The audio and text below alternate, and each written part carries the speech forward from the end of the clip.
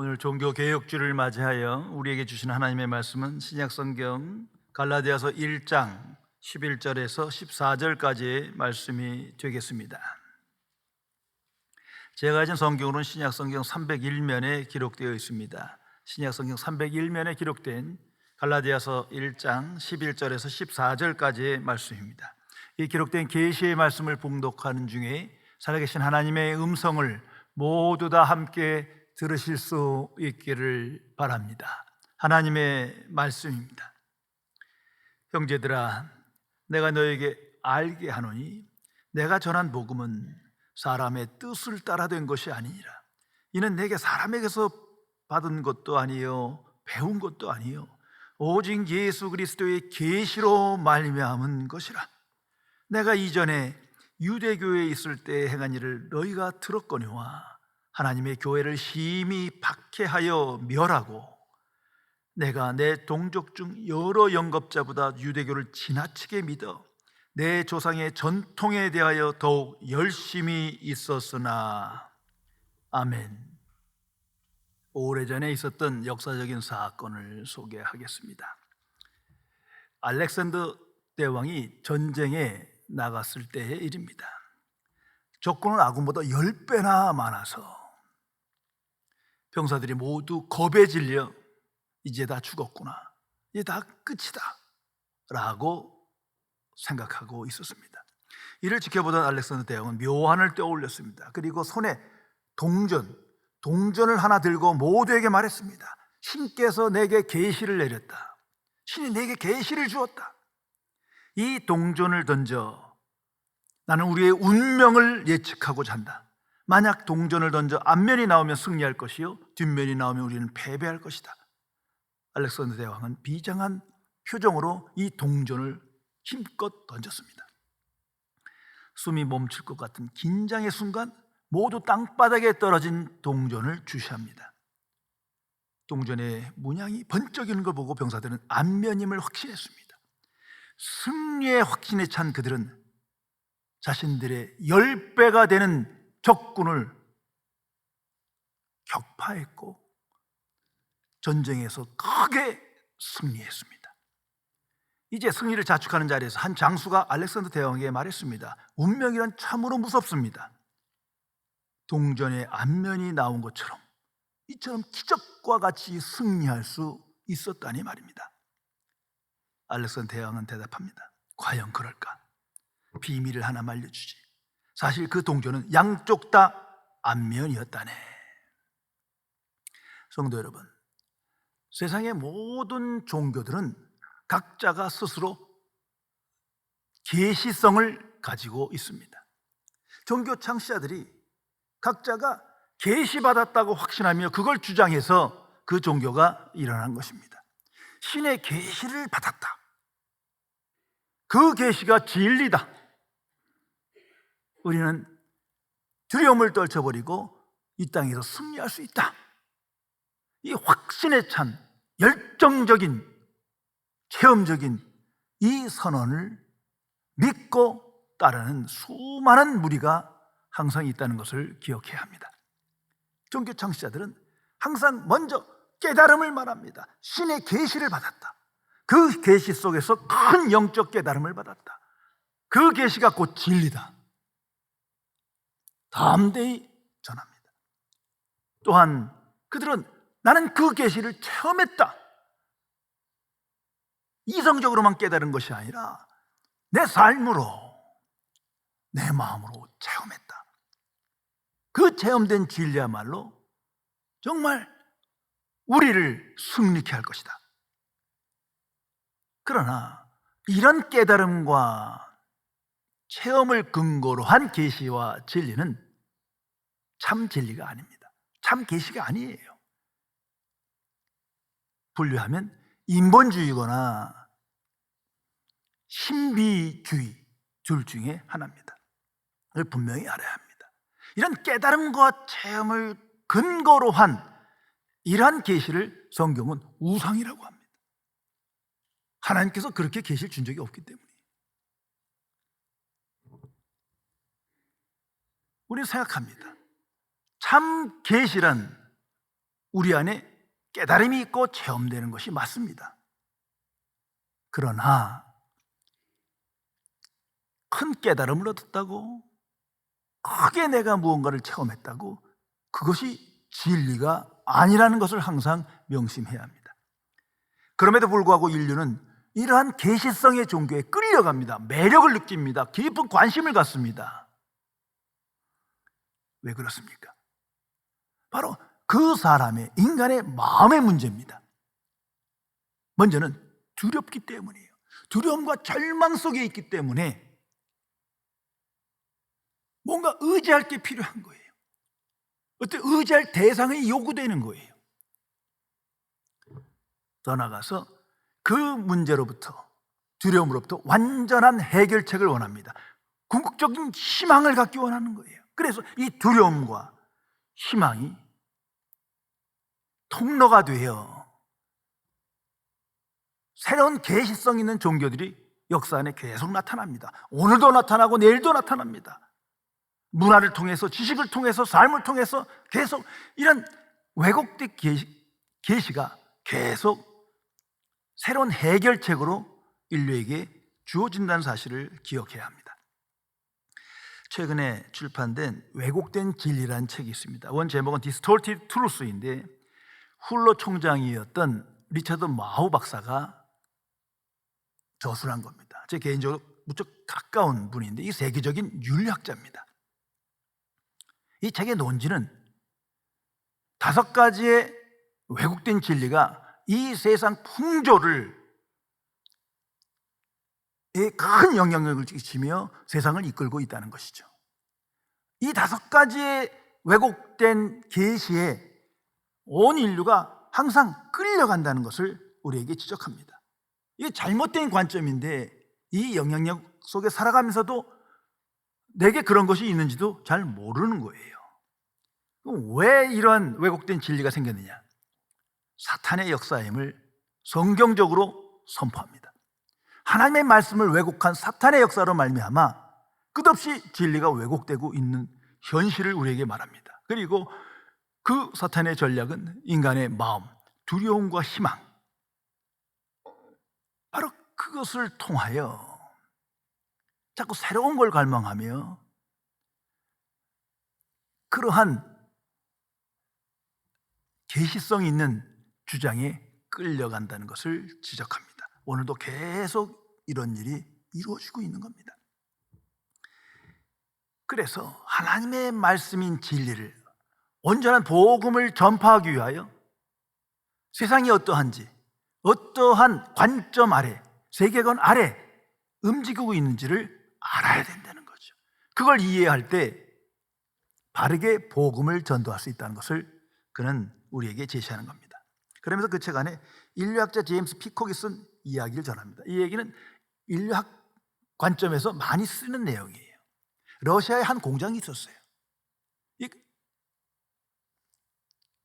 아주 엄격한 경비 안에서 그 공장의 활동이 이루어졌는데, 그러니까 퇴근할 때마다 경비원들이 무엇을 가지고 나가나, 그 안에서 만든 구수품을 가지고 나가나 샅샅이 조사합니다. 한 직원이 큰 수레를 하나 끌고 갑니다. 그래서 안에 샅샅이 뒤져보니까 아무것도 없어요. 그래서 통과시켰어요. 그 다음 날도 그는 손수레를 끌고 갑니다. 경비원이 열심히 찾아보지만 항상 빈 수레예요. 그래서 통과시켰어요. 상당한 시간이 지난 후에 공장 안에 발칵 뒤집힌 거예요. 왜? 수백 개의 손수레가 없어졌어요. 이 이야기의 교훈은 우리가 무엇인가 속지 않기 위해서, 깨어 살아가기 위해서는 더 큰 관점을 가지고 생각하고 판단해야 한다는 것을 알려주는 것입니다. 성도 여러분, 하나님의 복음은 가장 온전한 계시이며 가장 큰 관점을 우리에게 선물로 주는 것입니다. 그것을 은혜라고 합니다. 은혜 받은 자는, 은혜의 복음을 믿는 자는 복음적 생각과 방식에 따라서 이 세상을 넘어 가장 큰 관점을 가지고 가장 온전한 계시 안에서 생각하며 판단하며 결단하며 살아가는 것입니다. 그 사람을 새 사람이다, 거듭난 그리스도이라 말합니다. 이전의 방식이 아니라 새로운 진리의 방식으로, 복음의 관점으로 하나님의 계시에 이끌려 믿음으로 생각하며 기뻐하며 그 길을 가기 때문입니다. 기독교는 이처럼 하나님의 계시에 의해, 그리고 하나님의 복음 위에 굳게 하나님께서 세우신 것임을 항상 기억해야 합니다. 세상에 있는 왜곡된 진리, 왜곡된 계시성을 분별하며 그 속에서 하나님의 자녀로, 복음의 증인으로 살아가야 합니다. 오늘 성경 말씀에 오직 예수 그리스도의 계시라는 말씀이 기록되어 있습니다. 이건 갈라디아서 전체의 주제입니다. 더 나아가서 성경 전체의 메시지입니다. 이건 신약 성경의 핵심이에요. 복음의 진수이며 핵심이 무엇이냐? 예수 그리스도의 계시입니다. 이걸 항상 기억하며 이 그리스도의 계시를 묵상하며 오늘을 살아가야 합니다. 이 계시란 말은 원어가 아포칼립시스라는 것으로 드러나게 하다 또는 벗어지다, 이런 뜻이에요. 주로 신적 표현에 사용됩니다. 그래서 오늘날 세상에 보면 신적 표현을 사용할 때, 신의 계시를 받았다 사용할 때 어떤 종교든 어떤 사상가든 어떤 인물이든 이 계시란 용어를 쓰는 거예요. 이 용어를 기독교 안에서도 성경 안에서 그대로 씁니다. 신의 계시, 그 계시라는 건 무언가가 드러나는 거예요. 무언가가 벗겨지는 거예요. 무언가가 나타나는 거예요. 예수님의 계시가 이 땅에 올 때 어떠한 상태입니까? 이걸 잊어서는 안 됩니다. 성경은 말합니다. 의인은 없대 하나도 없다. 의인은 없대 하나도 없다. 하나님의 기준에 못 미쳐요. 하나님의 의에 못 미쳐요.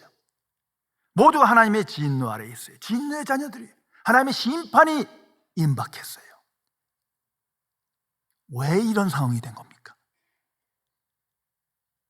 하나님의 말씀이 왜곡됐기 때문이에요. 누군가 왜곡시켰기 때문이에요.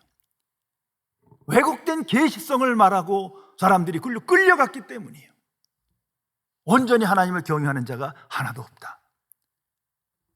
사탄의 역사가 아니고는 설명될 수가 없어요. 성경은 그것을 기록하고 우리에게 선포하는 것입니다. 그래서 성경은 예수님이 이 땅에 오심을 이렇게 표현합니다. 세상에 빛이 왔다. 빛이 나타났다. 계시를 말합니다. 하나님의 뜻이, 하나님의 은혜와 진리가 나타났어요. 예수 그리스도의 오심을 성경은 그렇게 표현하고 있는 거예요. 복음의 빛이 나타났다. 예수 그리스도로 말미암아 계시가 이 땅에 임하였다. 어떤 세상입니까? 어두운 세상에. 그런데 어두움이 너무 깜깜해서 빛을 알아보지 못해요. 빛을 싫어해요. 내 어둠이 드러나니까. 빛을 피하였다. 성경은 기록하고 있습니다. 왜곡된 진리가 빛 안에서 드러나는데 이것을 두려워하여 그 왜곡된 계시 안에 만족함으로 빛으로 나오질 않는 거예요. 아니, 빛이 무엇인지도 모르는 상태에, 깨달음이 없는 상태에 이렇게 됩니다. 그래서 예수님을 우리는 믿는 자는 이렇게 고백합니다. 세상에 구주시며 구세주시다. 빛이시기 때문이에요. 유일한 빛으로 오신 예수님을 나의 구주가 되시면 바로 이런 의미입니다.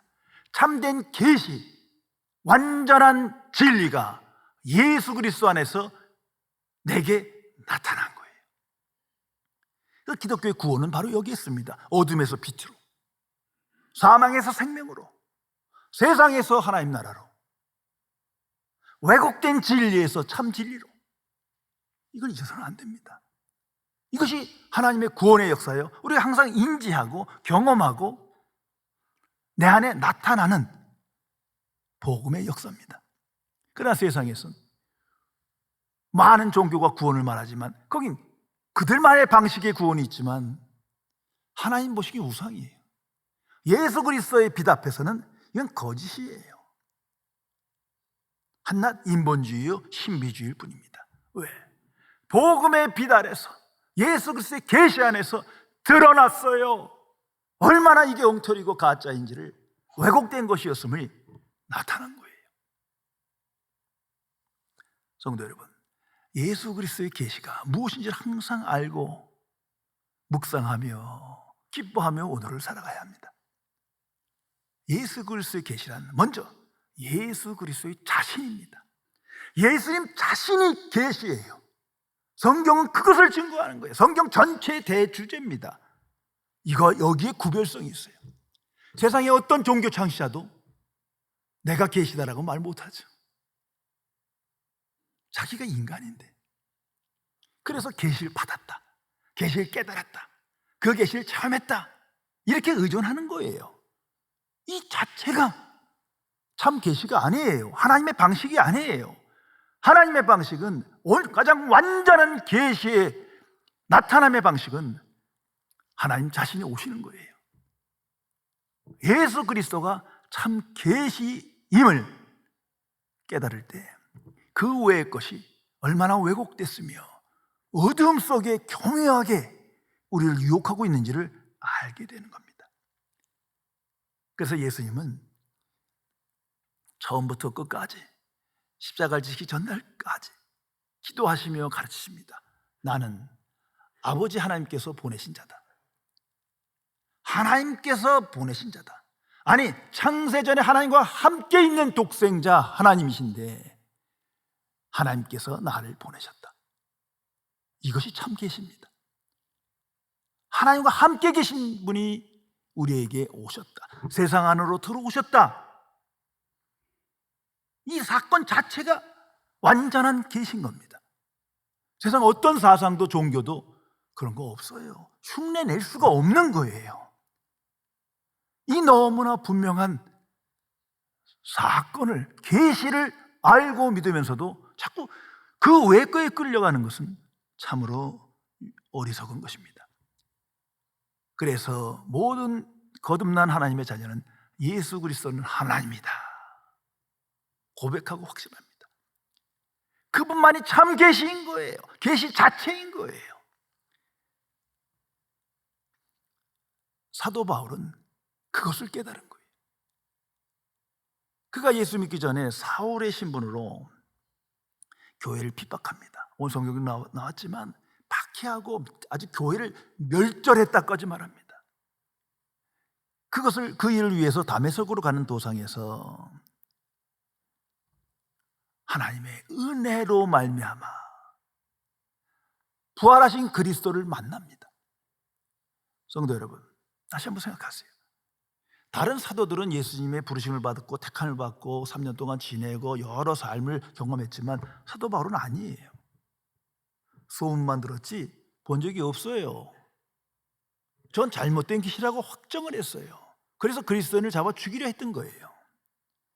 그가 딱 한 번 경험하는 건 살아계신 그리스도를 만난 거예요. 분명히 소문으로 십자가에 죽었다는 걸 역사적으로 알고 있었어요. 그런데 그 제자들이 막 거짓말을 해요. 부활했다고. 안 믿었어요. 거짓이라고 생각했어요. 그런데 부활하신 그리스도를 만난 거예요. 그 자체가 계신 겁니다. 내가 정말 예수 그리스도가 십자가에 죽으셨으나 부활하셨다, 그걸 믿는다면 이 계시의 참여자가 되는 거예요. 그 한 사건이 모든 걸 뒤집어 버리는 거예요. 이제 내가 필요한 건 그 계시를 묵상하는 거예요. 계시를 계속 받아들이고 깊이 생각하는 거예요.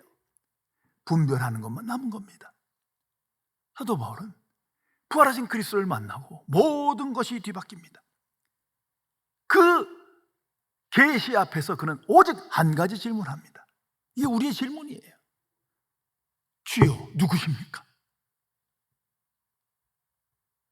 분명히 십자가에 죽으셨는데 정말 살아나셨습니까?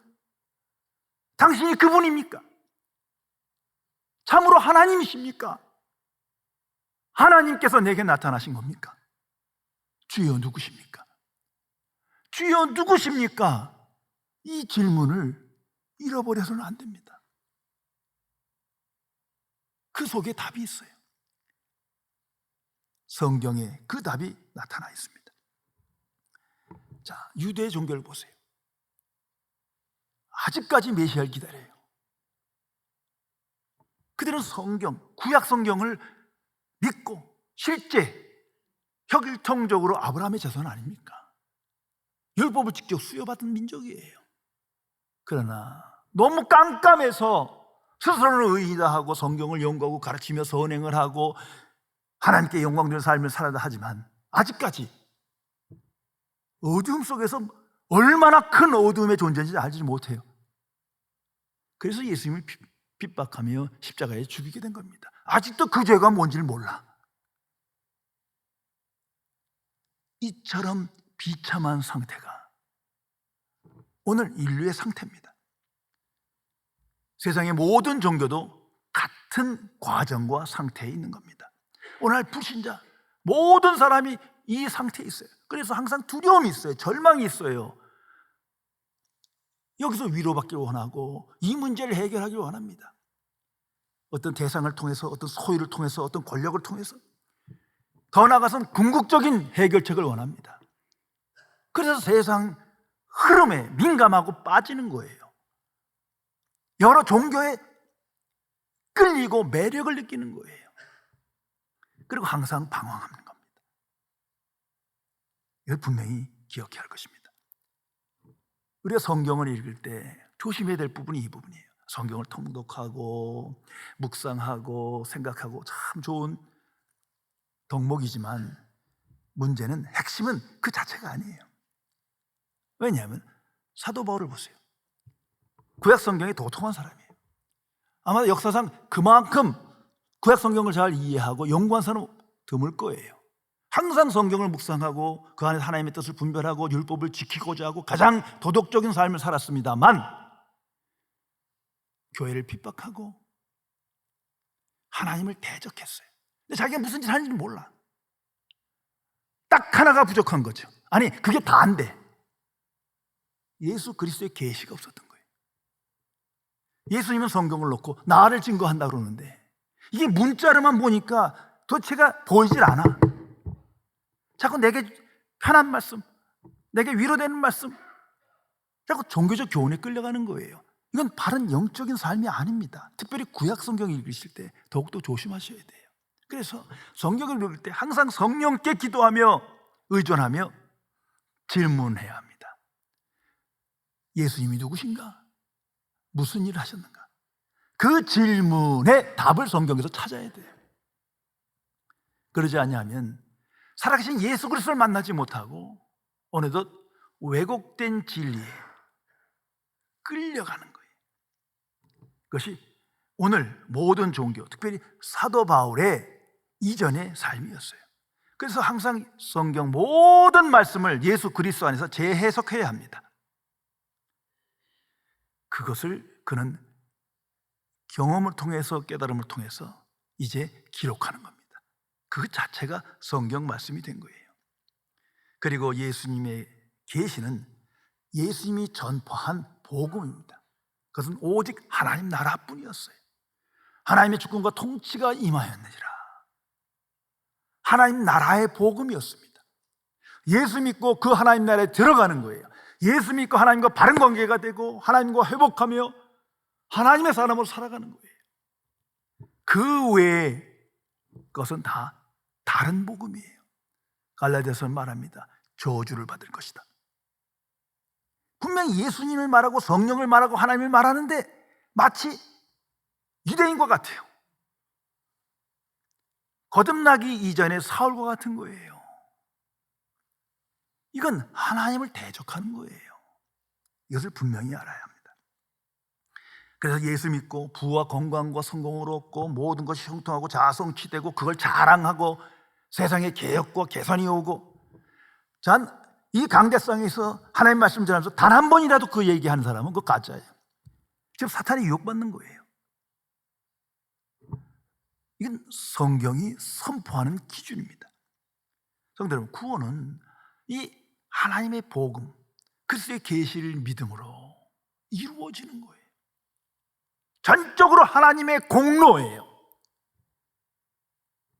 그러나 세상의 모든 종교는 구원에 관해서 인간의 공로를 주장합니다. 착해야 되고 선행해야 되고 똑똑해야 되고 지혜로워야 되고 전통을 잘 따라야 하고 많은 공로가 있어야 되는 거예요. 이게 이성적으로 합당하잖아요. 그래서 사람들은 끌려가는 거예요. 그러나 기독교는 오직 그리스도의 계시입니다. 하나님의 공로로 되는 거예요. 하나님의 은혜를 믿음으로 구원받는 거예요. 바로 이 그리스도의 계시가 모든 세상의 왜곡된 진리를, 잘못된 사상을 깨트립니다. 노라고 선언하는 거예요. 성도 여러분, 그 결정적인 사건이 십자가의 사건입니다. 그래서 십자가의 복음을 말하는 거예요. 오직 십자가의 도 안에 하나님의 지혜와 능력이 완전히 나타나다 성경을 기록하는 겁니다. 그 십자가가 뭡니까? 하나님께서 성육신 하셔서 그 독생자 아들 하나님께서 피 흘려 십자가에 죽으시는 거예요. 참으로 기적 같은 일이 일어납니다. 그리고 성경은 말합니다. 왜 이런 일이 있어야 하는지를. 오직 하나님의 은혜로, 공로로 하나님께 구원받기 위해서 전적인 은혜를 베푸신 겁니다. 인간의 공로는 조금도 들어가 있지 않아요. 이 십자가의 복음만이 세상을 밝혀줍니다. 세상의 모든 왜곡된 진리를 깨트립니다.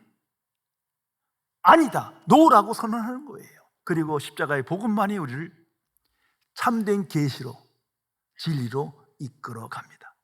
이 모든 과정을 우리는 은혜라고 합니다. 그래서 성경은 말합니다. 오직 은혜로 말미암아 믿음으로 구속받았다. 이것이 기독교의 진리입니다. 바로 이런 것을 깨달을 때 우리는 질문을 던질 수밖에 없어요. 하나님, 나같이 미천한 자를, 이 세상에 이렇게 하나님의 은혜를 감당할 수밖에 없는 구제불능한 죄인인데 왜 이러시는 겁니까? 왜 이처럼 이런 은혜를 베풀어 주십니까? 하나님은 답하십니다. 나는 사랑이다.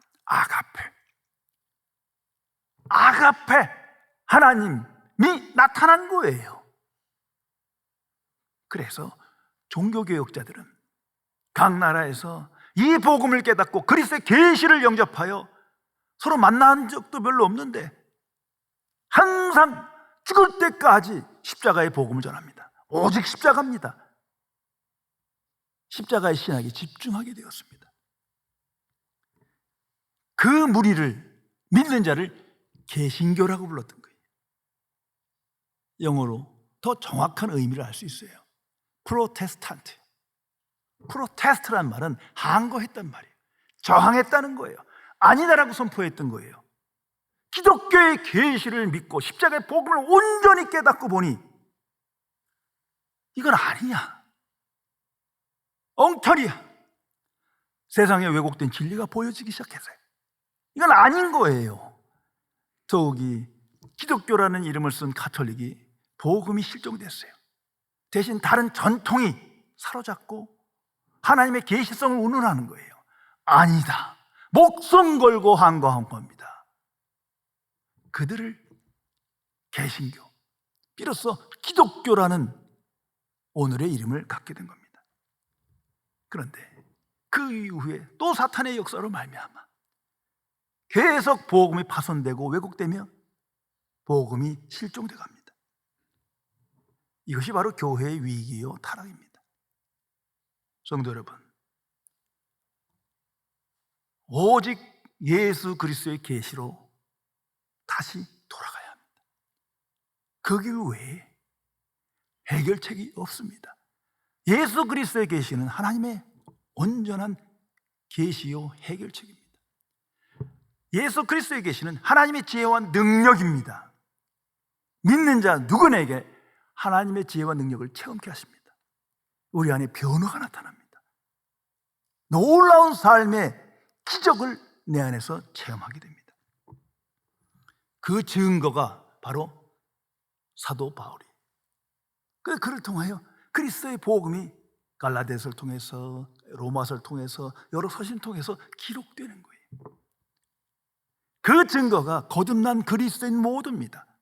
우리가 동일한 거를 좀 다른 표현, 다른 방식이지 같이 경험하는 거예요. 놀라운 기적이 내 안에 나타납니다. 사도 바울은 교회를 핍박하고 그리스도인을 박해하는 괴수였어요. 그런데 그 계시가 임하고 나니, 살아계신 그리스도를 만나고 난 후에 순교자가 됩니다. 자기가 박해하던 교회의 순교자가 되는 거예요. 더욱이 그는 오늘 성경에서 말합니다만, 내가 유대교에 열심히 있어서 그 전통을 지나치게 따랐다, 이게 가짜 진리인 걸 알게 된 거예요. 왜곡된 계시임을 깨닫게 됐어요. 인간이 만든 거예요. 성경은 말합니다. 난 사람에게서 배운 것도 아니요 사람으로 말미암은 것도 아니다. 오직 그리스도의 계시로 말미암은 복음을 믿고 너에게 전하노라. 이제는 온전히 복음의 증인으로 변화되어 살아가게 됩니다. 성도 여러분, 부활하신 예수 그리스도를 만나기 이전에 바울을 다시 한번 생각해 보세요. 그는 성경을 깊이 연구하고 가르쳤습니다. 결론적으로 말하면 거짓 선지자 있는데 자신은 그 사실을 몰라요. 그리고 자기는 하나님께 영광 돌리는 일을 한다고 했는데 교회를 핍박하고 그리스도인을 죽였어요. 근데 그 사실에 대해서 무지해. 자신이 어떤 상태인지는 몰라요. 그러나 그리스도의 계시가 임하니 그 계시를 믿을 수밖에 없는 은혜를 받고 보니 이제야 깨닫는 겁니다. 그는 예수 그리스도를 만나기 이전에는 모든 자신의 생각과 판단이 성경적으로 옳다고 생각했어요. 선하다고 생각했어요. 전혀 의심이 없었습니다. 그래서 율법의 의로는 전혀 흠이 나는 없다, 그 정도로 자신 있는 사람이에요. 열정을 가졌어요. 헌신을 했어요. 그런데 살아계신 그리스도, 그 계시를 만나고 깨닫고 보니 비로소 알았어요. 내가 속았다. 뭐에 속은 겁니까? 자신의 생각에 속은 거예요. 자신의 이성에 속은 거예요. 자신이 믿는 확신에 속은 거예요. 그것이 왜곡된 계시성이었는데 비로소 알게 된 거예요. 더 무섭고 죄송한 것은 자기가 남을 속였잖아요. 거침없이 남을 속였어요. 내가 옳고 선하다고 한 것이 하나님의 뜻이다, 거침없이 남을 속였어요. 감당할 수 없는 거예요, 그 죄책을. 살아계신 그리스도를 만나고 이 모든 사실을 알게 된 거예요. 뭐 예수님께서 하나 일일이 가르쳐준 거 아니에요. 살아계신 그리스도를 믿고 만남으로 그냥 드러난 거예요. 계시되었어요. 그리고 어둠에서 벗어납니다. 이제는 빛이신 예수 그리스도를 따라 오직 그리스도의 복음만을 증거하며 십자가의 복음의 증인으로 살아갑니다.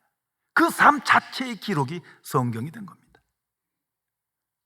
모든 거듭난 그리스도는 우리 삶 자체로 오늘 성경 말씀을 쓰는 거예요. 확증하는 거예요. 그리스도의 계시를 나타내는 거예요. 이 놀라운 이적이 우리 안에 항상 있다는 사실을 기억해야 합니다. 한국 교회, 초대교회에 유명한 부흥 강사였던 김익두 목사님의 일화가 있습니다. 이분 유명한 깡패였어요. 그런데 예수 믿고 구원받았어요. 더 나아가 하나님의 은총으로 목회자가 됐어요. 부흥 강사로 돌아다니면서 복음을 증거합니다. 하나님께서 그에게 복을 주시어 많은 기적을, 병고침의 은사를 나타나게 하셨어요. 사람들이 얼마나 놀라겠어요. 저 사람이 누군데, 깡패인데 예수 믿고 어떻게 이런 능력을 행하며 복음을 전하는가. 그때마다 김익두 목사님의 유명한 신앙 고백이 있습니다. 뭐니 해도 진짜 기적은 내가 예수 믿는다는 사실이에요. 지옥 갈 사람이 천국 가는 것보다 더 큰 기적이 어디 있겠는가. 예수 그리스도 안에 있는 자는 이 기적을 항상 체험하며 놀라운 변화의 삶을 오늘 살아갑니다. 성도 여러분, 종교개혁을 맞이해서 주일로 지키지만 지금 500년 전 그때를 회상하는 시간이 아닙니다. 복음 안에 생각하면 이 종교개혁은 항상 현재 진행형이어야 돼. 예수 그리스도 안에서 오직 그리스도의 계시를 따라 믿음으로 항상 진행될 수밖에 없는 겁니다. 내 안에서 먼저 되고 교회 안에서, 기독교 안에서 예수 그리스도의 계시가 나타나 믿는 자들에겐 이 종교개혁이 세상을 향하여, 왜곡된 진리를 향하여, 잘못된 계시에 대해 아니다라고 말하는 선언이 계속 진행되며 그리스도를 따라가야 합니다. 잠시라도 멈추고 중단한다면 사탄이 또 부지부식간에 왜곡된 진리를 이끌고 새로운 것을 쫓아 추구하며 결국은 세속적인 무의미한 종교 생활을 하게 된다는 사실을 항상 기억해야 합니다. 종교개혁자 마틴 루터에게 학생이 물었습니다. 선생님, 어떻게 하면 그렇게 많은 사단의 시험과 유혹을 쉽게 이길 수 있습니까? 이 질문에 유명한 답을 말합니다. 나는 말이야, 사탄이 자주 내 마음의 문을 두드리면서 문을 열어달라고 소리칠 때가 있다네. 그럴 때마다 내 마음에 계시는 예수님이 나가셔서 문을 열어줘. 마귀가 이 집에 루터가 살고 있지요? 라고 물으면 예수님께서 과거엔 루터가 살았지만 그러나 지금은 내가 살고 있어 라고 대답하시지. 그러면 마귀는 크게 놀라 도망가 버린다네. 내가 시험을 이기는 방법은 이것뿐이라네. 정말 그렇습니다. 살아계신 그리스도가 내 안에 주가 되시지 않으면, 그리스도의 계시가 내 안에 나타나지 아니하면, 내가 그리스도를 따르지 아니하면 정말 부지부식간에 그리스도 밖에서 자행자재하며 세속적인 삶을 살아가게 됩니다. 그런 거로 그 거듭난 그리스도인은 우리는 오직 복음을, 하나님의 복음을 믿고 하나님의 자녀된 거예요. 그리스도의 계시로 말미암아 하나님의 은혜로 천국에 들어간 하나님의 백성입니다. 그래서 언제 어디 있든지 주가 부르신 그날까지 복음의 증인으로 살며 예수 그리스도의 계시를 따라 영적 분별력을 가지고 하나님의 영광을 나타내며 하나님의 은혜와 진리를 나타내며 형통한 승리의 삶을 살아가야 할 것입니다. 기도하시겠습니다. 전지전능하신 은혜의 하나님, 이 어둡고 캄캄한 세상 속으로 오시어 빛을 비춰주시고 하나님의 은혜로 말미암아 믿음으로 빛이신 예수 그리스도를 영접케 하시어 이 어두운 세상의 빛의 자녀로 복음의 빛을 전하며 빛의 세계를 보며 빛의 지혜와 능력을 체험하며 그리스도의 계시를 나타내는 삶을 살게 해주심을 진심으로 감사드립니다. 주 성령이시여 우리 안에 살아 역사하시어 믿는 자로 오직 보혜사 성령께 삶을 의탁하여 깨어 기도하며 오직 하나님만을 소망하며 신뢰하며 예수 그리스도라는 지식의 충만함에 이르러 세상 속에서 하나님의 영광을 나타내며 복이 된 자로 승리의 삶을 살아갈 수 있도록 함께하여 주옵소서. 우리 주 예수 그리스도의 이름으로 간절히 기도드리옵나이다. 아멘.